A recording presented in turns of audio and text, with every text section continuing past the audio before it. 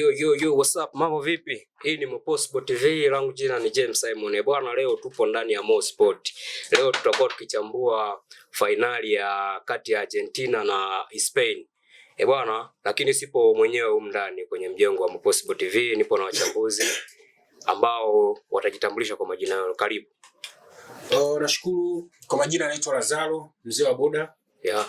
Ni mchambuzi wa mpira na mdau kwa ujumla. Okay. Upande wa pili bwana. Kwa majina naitwa Lenga. Ndio. Mimi ni shabiki wa mpira na upenda mpira. Okay. Sawa. Na tuendelee. Leo kati ya Argentina na Spain. Tumzungumzie sasa, tuanze kwa La Pulga, Lionel Messi. Unaionaje hii mechi?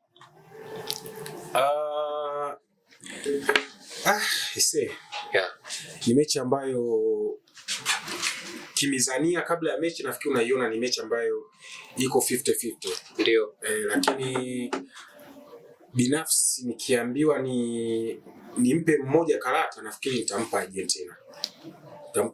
Kwa sababu, kwa baadhi ya sababu kadhaa ambazo namuona yuko nazo. Yeah. Unajua, kwanza ukija kwenye rekodi ni timu ambazo zimekutana mara 14. Okay. Zimekutana mara 14, Argentina akishinda mara 6, Spain akishinda mara 6, wamesuru mara 2. Okay. Na ni mara yao ya kwanza kukutana katika finali ya dunia. Ndio. So kulingana na michuano ya msimu huu, timu zote zina timu nzuri, lakini kwa in case ya mchezaji mmoja nahisi Argentina wako hatua moja mbele. Okay. Yes, lakini pia uzoefu. Argentina wana wachezaji ambao ni wazoefu kulinganisha na Spain. Kwa hiyo kigezo cha tatu nafikiri wanamchawi wa mpira Lionel Messi na Pulga. Kwa lolote inaweza katokea mzee. Okay, lakini juzi nimeona mtoto Yamal amezungumzia hilo, amesema ndio Lionel Messi anaweza kawa ni baba yake kimchezo, kimpira, ndio, na nadhani Messi amemlea Yamal. Lakini Yamal yeye juzi amesema tutaenda kumuonyesha football inachezwaje.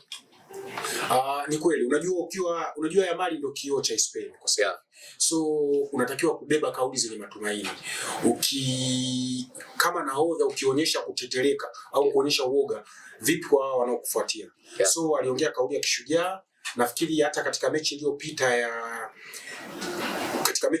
ya Uingereza pia alitoa kauli hizo, na mechi ya Spain ya Ufaransa. Yes, aliongea na kilitokea. So siwezi kudoubt sana kuhusu kauli zake, lakini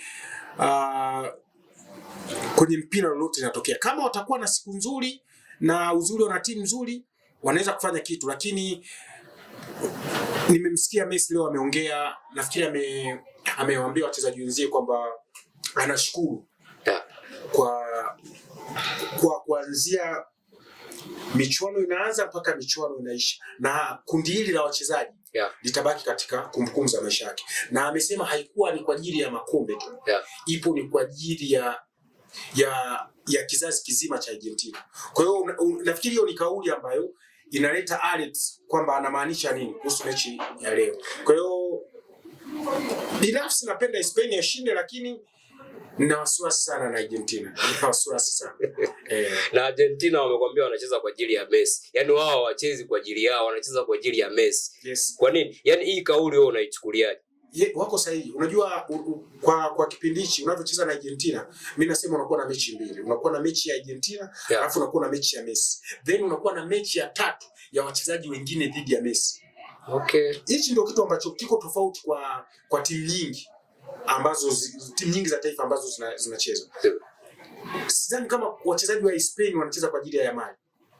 Wanacheza kwa ajili ya taifa lao. Yeah. Yes. Lakini wachezaji wa Argentina, kama umemsikia Kokulela amesema kwamba wakichukua kombe hili anastaafu mpira. Yeah. Yes. Na anasema amesema anafurahi sana kwa sababu itakuwa imetimiza ndoto za nauza wake Lionel Messi. Okay. Na huenda ikamfanya Lionel Messi kuonekana ni kioo cha mpira wa Argentina juu ya Maradona. Sio. Unajua kwa Argentina, pamoja na makubwa yote ambayo Lionel Messi ameyafanya, lakini wanamtimu kama second choice baada ya Maradona. Kwa hiyo kuna kitu kinatakiwa kufanyika leo Nafikiri baada ya hapo atakuwa amezima zote kelele kuhusu yeye na Maradona nani ni bora. So wachezaji wa Argentina wanavuja jasho sana kwa ajili ya Messi. Ukimwangalia Enzo Fernandez wa Chelsea na ukimwangalia Enzo Fernandez wa Argentina unaona tofauti kubwa sana. Anacheza kama hakuna kesho. Kwa hiyo hilo linanipa wasiwasi, lakini sijui itakuwaje, lakini naona bado naiweka finali katika 50-50. Okay. Nenga, tumwangalie Yamali. Yamali ana kauli za kishujaa ambazo mtu yoyote yule hawezi kuwa nazo. Yaani sijaona mwana football yoyote ambaye mwenye kauli kama za Yamali. Unamzungumziaje Yamali? Kaka. Ni mchezaji. Dogo ni mtu. Ana usubutu wa kila anachotaka kukifanya na anafanikisha. Ndio. Kuna mtu anaweza kusema labda mtoto anaongea sana. Lakini yale mambo yake anayoongea kweli tunaona baada ya dakika 90 kuna kitu anakifanya. Football ipo. Kwa mfano ukiangalia hizi mechi kuanzia kwenye makundi mpaka hii hatua alofikia finali. Kweli kuna mechi kwa mfano za mwanzoni hizi. Ule mpira alikuwa anacheza hata sisi tumeona. Lakini kuanzia mechi ya robo final robo 16, robo nusu tumeona hata kama mtoto hajafunga hajatoa assist. Bado kuna namna unaona kabisa mchango wake kwenye timu ni mkubwa sana. Ukija upande mwingine mimi nimzungumzie Kukulela sisi. Kukulela. Huyu jamaa hapa hapo kwa Kukulela. Huyu jamaa ameenda Madrid huyu. Wamemchukua Real Madrid. Na ndio maana walifanya mapema kumtangaza ili aonekane kama sisi tuna mtu. Mbona jamaa alikuwepo kama ni mtu ni mzee kwa umri wake alionao, mtu anaweza kusema ni mtu mkubwa sana, lakini Madrid kwa nini wamefanya faster sana kumchukua huyu mchezaji? Kwa mimi binafsi yangu mpaka sasa ukiniambia nitaje mafullbacks wa upande wa kushoto. Mpaka muda huu. Ndio. Kwenye top 3. Ndio. Nadhani naweza nikampa Kukulela namba 1 mpaka saa hizi. Okay. Nampa Kukulela. Kukulela anakofa vitu vingi. Ndio. Kuzuia anaweza. Kushambulia anaweza. Yaani chochote unachokitaka wewe hicho anaweza. Yaani pia hapo anaweza kucheza kama beki, atacheza kama winga. Yaani vyote vile kwa wakati huu anakuofa. Mmoja. Kukulela utampenda timu ikiwa inashambulia, utampenda sana. Timu ikiwa inazuia, Kukulela bado anaweza kupandisha mashambulizi kwa wakati huo. Timu imezidiwa. Kukulela kukupa matokeo anaweza. Kukulela kufunga ndani ya box anaweza. Nje ya box kupiga anapiga. Kwa hiyo kichwa anaruka. Kwa hiyo ni mtu ambaye anakupa vitu vyote. Okay. Siona dhaifu la Kukulela, labda tu kutegesha nywele mvute. Spain. Okay, tuwazungumzie Spain. Spain hawa ni watu ambao wanacheza bila namba 9. Mimi sijaona namba 9 ambaye unaweza ukasema Spain ana namba 9 wa kuogopesha sana kama Argentina ambayo tunamzungumzia labda Martinez. Akiingia tu unajua kabisa hapa pana goli. Ndio. Sasa kwa hapo bro. Kitu ambacho watu hawakijui kitu kikubwa. Spain anategemea namba 9. Spain ana kiungo hichi kimoja. Spain anategemea wachezaji wale katikati. Anamtegemea Rodri, amke vizuri. Ndio. Anamtegemea Pedri, amke vizuri. Mwisho Luis amke vizuri. Huyu Yamali hichi ni kama kimvuli tu kupembeni kile wanakitumia. Ndio maana unaona hata mpaka sasa hivi. Ndio. Dogo ana goli moja kama sikosei. Hana assist 3 hata 2 azifi. Nadhani hata assist ni kama hana. Goli analo moja. Spain wanacheza na viungo kaka. Nenda uendako. Spain yategemea si masuala ya beki. Yaani wale beki wale mabeki wanaanza na Yamali hana goli. Nadhani Yamali hajafunga goli lolote. Yaani wanaanza na kiungo ambaye ni Pedri. Yaani wanalala wanaamka. Wanaomba Pedri amke vizuri. Okay. Na mechi ya leo. Ndio. Mechi ya leo kati ya Argentina na Spain. Kwa upande wangu mimi. Ndio. 55%. Naondoka na Argentina. Hizi 45 hizi. Ndio. Nampa Spain. Hii mechi inaenda kuamuliwa na viungo. Kati ya kiungo cha Spain na kiungo cha Argentina. Hapo tukirudi sasa. Mpaka nadhani watu wanaangalia mpira. Ndio. Kiungo kinachotishia kwa sasa duniani Spain. Na mtego mkubwa huu kocha wa Spain. Yule kumwanzisha Pedri nje. So kwamba ni Pedri ni mbovu, hamna. Mwangalie Luis, mechi ya Portugal. Ndio. Kakupa. Mechi ya Ufaransa kaja kutoa pia. Ndio. Kaangalia mechi ya Ufaransa aliyekuja kuiua mechi kabisa mpaka ikaonekana ni Ufaransa kama ameenda kucheza. Alipoingia Pedri, alipotoka Luis. Luis aliwachosha sana wale majanja pale katikati. Ndio. Hasa leo. Kingine mimi cha kuchangia. Mechi ya leo refa akiamua tu anyoke vizuri hivi. Ndio. Yaani anaenda tukio moja baada ya jingine. Kuna kadi nyekundu. Kwa nini refa? Nadhani tukiachilia mapenzi na kila kitu kwamba sijui kuna timu Messi timu Ronaldo.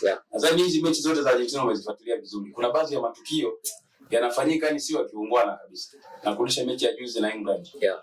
Enzo alichofanya dakika 6 kama sikosea 5. Refa alisimama nyuma ya Enzo na mchezaji wa England. Enzo alipeleka hivi.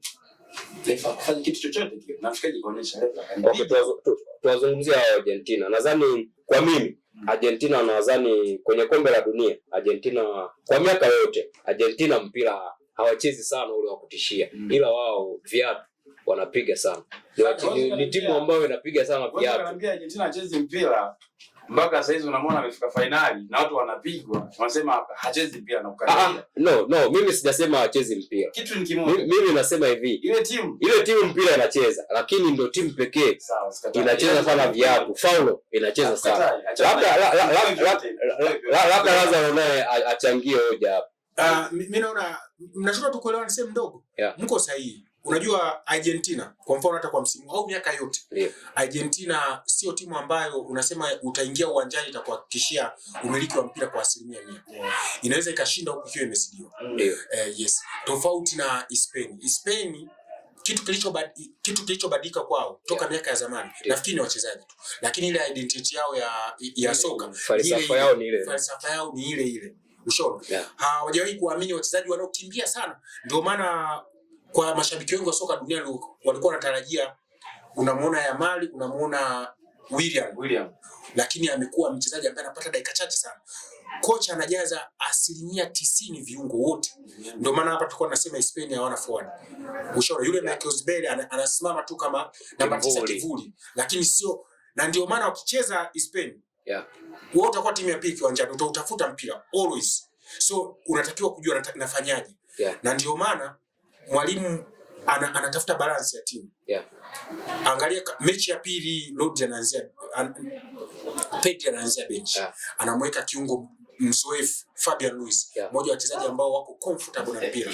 Anacheza kikubwa sana kwa Fabian Ruiz. Lakini hata akija akiingia Pedri, unaona kabisa kwamba hakuna tofauti kubwa kati ya aliyeingia na aliyetoka. Yes. So Argentina kitu ambacho nakiona leo, kwanza wawe makini. Kumekuwa na kelele nyingi kwamba waamuzi wengi wamekuwa upande wa Argentina. Argentina wanafika sana miguuni, wanafika sana mwilini. Wana mchezaji anaitwa Simeone, nafikiri ni mtoto wa Simeone, Diego Simeone. Anacheza sana viatu. Wana Merino, wana Enzo, wana kiungo wao Paredes, nafikiri anafanya kazi chafu. Wana Martinez, wanamuita Bucha. So ni timu ambayo iko strong kwenye mipambano ya mwilini. Kwa hiyo wanajua kabisa sisi hatuwezi kumiliki mpira, hatuko comfortable na mpira. Nini tufanye? Tukugonge, utakapoachia tunatupa kwa Messi. The rest is story. Okay, ni nini Argentina wakifanya kuwazuia Spain? Kwa Argentina kuwazuia Spain, kwanza issue inakuja pale. Mimi nasema huwezi kushindana na Argentina kucheza mpira. Kwa sababu najua kabisa mwalimu leo ataenda na line ile. Kwa sababu wazungu wanasema you can't change the winning team. So ataenda na viungo zaidi ya 5. Ushaona? Spain. Ataenda na viungo zaidi ya 5 mbele. Ambao wote wako comfortable na mpira. Okay. Na kumbuka mwalimu wa Spain anaanza na 4-3-3. Viungo 3 katikati na washambuliaji 3 ambao pia hao wana asili ya kiungo. Ushaona? Huyu Argentina anaenda na 4-1-4-1. Kiungo mmoja wa ulinzi ambaye ni Paredes. Ana wachezaji 4 hapa. Enzo, Julian Alvarez, huku ana Simeone, ana Alvarez. Alvarez nishamtaja, pamoja na juu anasimama Messi na Makalista. Makalista amemshusha chini. Ameshusha chini. Alvarez na Messi na mapandisha. Lakini wanapoenda kukaba wana switch tena. Makalista anarudi anaungana na Paredes. Then na Paredes Makalista wanakuwa 3. Then na pale juu wanabaki 3. Kwa hiyo mimi nafikiri sidhani kama ana haja ya mwalimu wa Argentina kubadilisha mbinu sana. Anachotakiwa kujua Spain si hawana wachezaji wazuri sana kwenye 1v1. Wanachofanya ni kukunyima wewe mpira. Lakini ukiwa na mpira na ukiwa na mchezaji ambaye huogopi kama vile Lionel Messi, unaweza kuwapa madhara sana. So wanachofanya wao ni kunyima mpira ili muda mwingi uwe timu ya pili kiwanjani. Usiweze kuwapa madhara. Lakini kwa Argentina leo wanatakiwa kujua namna ya kutumia nafasi zao chache watakazozitengeneza. Kwa sababu naamini hawatakuwa hawatapata muda mwingi wa kuwa na mpira. So nafasi chache watakazozipata watatakiwa kuzitumia vizuri. Hiyo itakuwa ni mbinu moja ya kuwawini. Lakini waepuke kufanya makosa ambayo yanaweza kugharimu, kwa sababu si lazima. Kwa sababu kumekuwa na onyo kubwa. Nafikiri leo waamuzi watakuwa wako macho zaidi. Kuna VAR, kuna nini, na ukizingatia ni wachezaji ambao wanafika sana. Na Spain wanapenda ile kwamba ni kama anakutamanisha mpira. Unahisi unaweza kuchukua then alafu uweze kuchukua, ni kama nafikiri Lamine Yamal amekuwa mzuri sana kwenye kuna mchezaji atafikia. Yaani mafanikio waliyopata majamaa hakuna mtu atafikia kabisa. Wafanyalo hakuna. Kwa hiyo swala kumzuia Messi ni nyie sasa. Mtamheshimu vipi? Kumzuia jambo anaweza kumzuia. Yaani utamzuiaje kwa? Mpeni heshima yake kama mchezaji mkubwa uwanjani. Hicho tu ndo ninachokiona. Nadhani uliona kilichotokea kwa England. Kuna namna walileta kama mazoea fulani hivi. So hicho ndio kiamua. Sasa leo sasa hii mechi nimebeba mimi kama mimi. Idamu ya Argentina Messi ni shaimeza. Wacha sasa ni niliona ile issue ilikuja ikawa ngumu sana. Niliona Bellingham alizingwana na Lionel Messi. Kwamba Bellingham aliongea kwamba wewe ni mchezaji wa kawaida. Sasa sisi ni watazamaji, hatuwezi jua kama kweli dogo aliongea kwenda kumwambia mzee pale. Niliona kulikuwa na ile lapsha za toka ile ilitokea. Lakini mimi nilikuja kuona Messi walipofunga ile goli aliangalia dakika. Aliinua macho akaangalia dakika walipofunga ile goli. Alipoangalia nakumbuka alifanya hivyo. Akatikisa kichwa akaangalia dakika. Nilisema tu basi mechi imeisha. Kwa mimi nilisema mechi imeisha kwa sababu Messi yuko uwanjani. Enzo bado hajapata kadi ya njano hata moja. Ukija kucheki Martinez kapata kadi ya njano afu ile pressure kwake imetoka. Pressure anayeongoza ndo kapata pressure. Na mimi naomba nijazie hapo. Kwanza kwenye issue ya kumzuia Messi. Mimi nafikiri njia nzuri ya kumzuia Messi sio kumkaba Messi. Ni kuizuia timu anayochezea Messi isimpelekee mipira Messi. Hispania wana kazi kubwa ya kufanya kuhakikisha kukata mianya yote ya kupeleka mipira kwa Messi na kuifanya Argentina icheze mbali na lango. Unajua Messi na madhara, lakini akiwa mbali na lango mnaweza kujipanga, lakini akipata mipira karibu ya eneo la hatari meisha. So hicho cha kwanza. Lakini kumbuke Messi leo anacheza akiwa na madeni karibia matatu. Kwanza ana deni la kuipa ubingwa Argentina, ambalo ni bingwa mtetezi wa kutetea ubingwa wao. Na ukumbuke kwamba nusu ya mashabiki duniani wanampenda Messi na nusu ya mashabiki duniani wanamchukia Messi. So ana huo mzigo wa kujua kwamba kuna kundi la watu linanitegemea. Licha ya Argentina kuna kundi la watu linaniangalia mimi kama mimi. Ana mzigo namba 2 wa kuhakikisha anavunja rekodi ambayo ameiweka jana Kylian Mbappe ya kuwa mchezaji mwenye magoli mengi katika historia ya mpira wa dunia. Kumbuka kabla ya mechi ya jana Lionel Messi ndo alikuwa anaongoza kwa magoli 21. Lakini jana Mbappe kati ya kamba 2 ana magoli 22. What if kama Messi hatafunga kesho? Hiyo rekodi inaweza kudumu kwa miaka mingi sana. Na tetesi zipo kwamba hii ndo World Cup ya mwisho kwa Messi. Kwa hiyo ukiangalia Messi na Mbappe wanaowafuatia wako mbali sana. So rekodi ambayo inaweza kavunjwa hivi karibuni. Kwa hiyo ni Messi mwenyewe ambaye anahitaji goli walau magoli 2 kuvunja. Yes, akiwa moja watapea. So watapea. Lakini nafikiri inakuwa sifa nzuri ukiwa only. Yes, kuliko ile kufanana. So ana mzigo huo wa kufunga walau goli 2. Lakini pia ana mzigo wa kuwa mfungaji bora msimu huu wa michuano hii. Kumbuka na goli 8. Anatakiwa afunge magoli 3 kwa sababu akipea sheria za Mbappe ana goli 9 mpaka sasa. Yeye ana goli 8. Ana goli 10. No, Mbappe ana goli 10. Ana goli 10. Yes, alifunga 2. Alikuwa na 8, akafunga 2, akatia na assist 1. So ana goli 10, assist 4. Kwa hiyo vichaka vya Messi vyote vimeshafyekwa. Alikuwa anaongoza kwa assist msimu, kazidiwa. Sasa hivi anaongoza No, aongoze. Mbappe ana 4, anaongoza assist ni Olise ana 7. Ana assist 7. Ambaye usiamini kama Messi anaweza kwa kesho akatoa assist 4. Ni ngumu sana. Leo akatoa assist 4 ni ngumu sana. So kitu ambacho walau yuko karibu nacho ni kutia goli. ili awe mfungaji bora. Anahitaji goli 3. Na sheria za kombe la dunia mkipea magoli, kitu kinachoangaliwa zaidi ni dakika mlizocheza. Hapo ndio nikushike. Sidhani kama kuna sheria wameweka ile kombe la dunia kuhusu swala la mfungaji bora. Kama wameweka hizi sheria, anayeweza kubeba hicho kiatu ni Mbappe mpaka sasa hivi. Ndio mshambuliaji toka. Sheria za nini? Unajua sikuona hiyo sheria kwamba kipengele cha mfungaji bora kina sheria zipi. Hawaja, yani mfungaji bora kwa nilivyofuatilia ninachojua kipengele ni kwamba kama mmefungana magoli wanakuja kuangalia kwenye assist. Yes, ndio ninachosema. Yes, assist ni sawa. Yes, kwenye magoli. Wakitoka kwenye assist, kipengele kinachofuata ni dakika mlizocheza. Yes. Kumbuka Messi kacheza dakika nyingi kuliko Mbappe. Hicho ni kipengele cha 4. So watakuja kuangalia kwenye dakika. Hicho ni kipengele cha kama ni kwenye dakika tutaishia tu hapa. Alicheza dakika nyingi ni Mbappe. Yes. So Messi only way ni kutia kamba 3. Ushaelewa? Unauona huo mzigo ambao yuko nao. Lakini pia Messi yupo katika wachezaji ambao wanagombea mchezaji bora wa hii michuano. So akifanya hayo mambo automatically hii tuzo ni yake. Yes. So akikosa hivyo vitu anaanza kukosa sifa. Kwa sababu atakuwa amekosa sifa ya assist, amekosa sifa ya mfungaji bora, amekosa sifa ya kuchukua kombe. Utampa Messi kwa kigezo kipi? Ushaona? Kwa hiyo mechi moja inaenda kuamua mambo karibia 4 kwake yeye binafsi na kwa timu.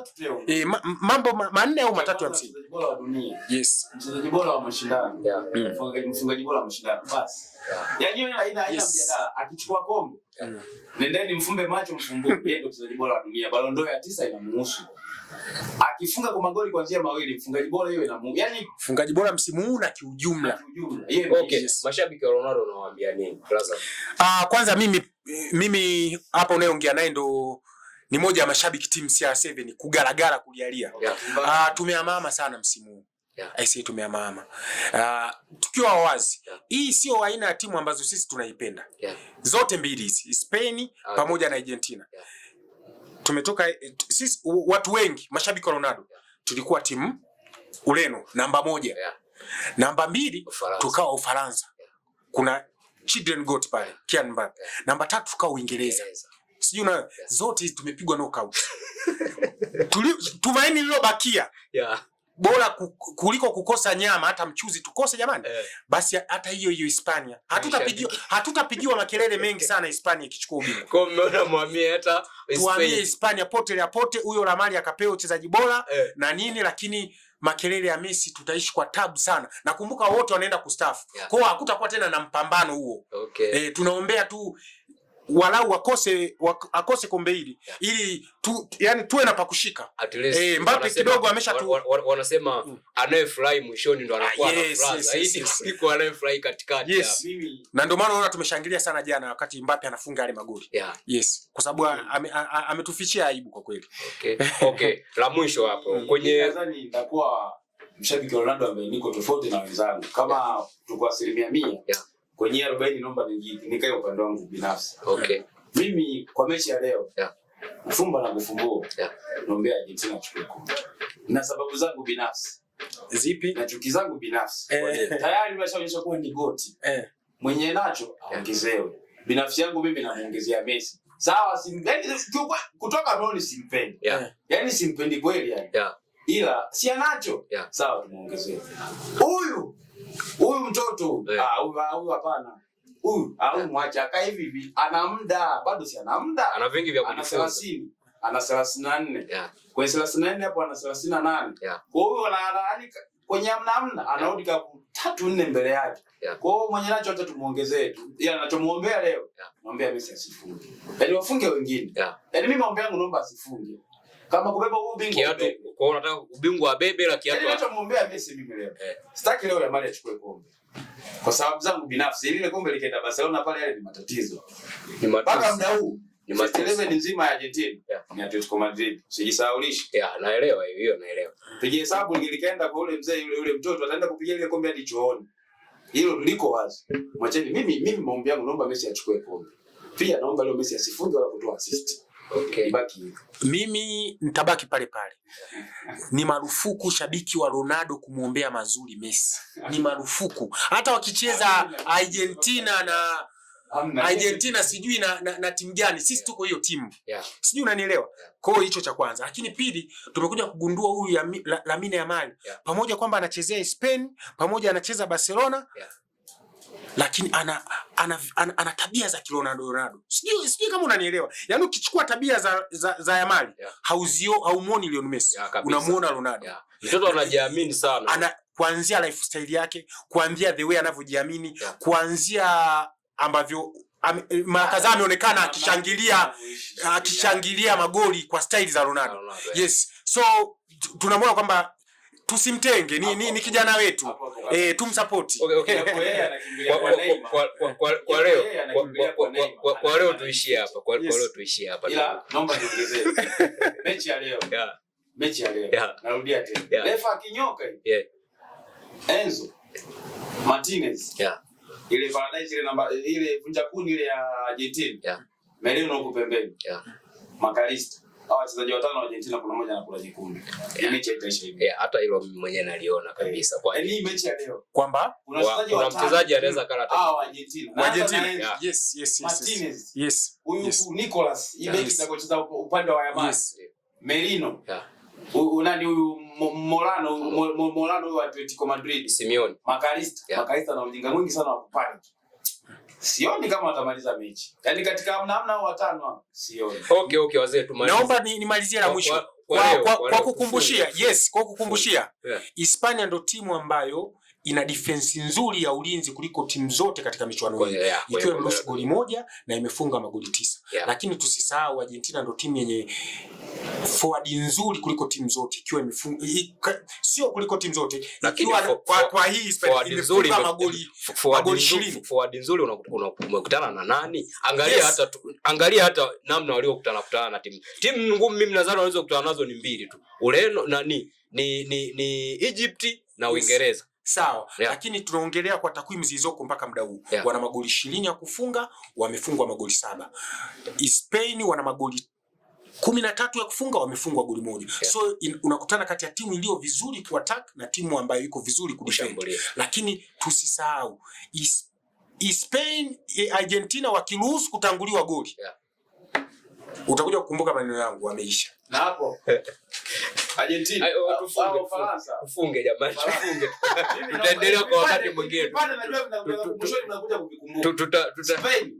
Aombe sana Mungu apate kwa dakika 89. Nje na hapo ameisha. Okay. Sawa. Apate kwa dakika 89. Nje na hapo ameisha. Wale hawachoki. Okay wazee, hii ni Mo Sport na tulikuwa ndani ya mjengoni Moposport TV. Langu jina ni James Simon, nilikuwepo na mwenzangu hapa Lazaro, nilikuwepo na ndugu yangu Nenga pale, wachambuzi wakubwa katika mji wa Tunduma. Na hii ni Mo Sport. Chao.